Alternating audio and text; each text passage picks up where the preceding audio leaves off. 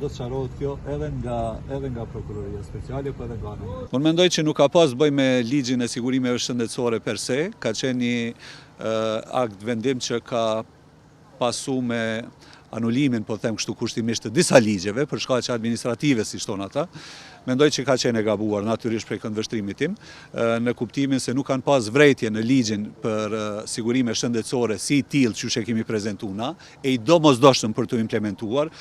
fondi sigurime shëndetësore, sepse po ndëgjojnë nga disa që është ligji nga viti 2013-2014 dhe vetëm është dashur të nuk qëndron ajo, ne e kemi ndryshuar,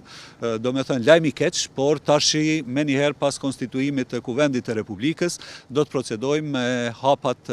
njësoj duke dërguar sa më shpejt në Kuvendin e Republikës për të proceduar sa më shpejt me këtë ligj që i hap rrugën edhe ligjore, pastaj edhe teknike, logjistike, formimit sistemit informativ shëndetësor fillimisht e pastaj edhe fondit për sigurime shëndetësore. Dhe tash jemi në një fazë shumë të avancuar. Do me thënë kemi konfirmim që ato veç janë da dhe ideja është që të ndërtohet pothuajse ngjitur me spitalin pediatrik tashmë modern dhe përmes korridoreve të nxehta të komunikojnë ashtu siç bëjnë edhe spitalet moderne në të gjithë botën. Ky fenomen vazhdimisht përsëritet e rregullohet me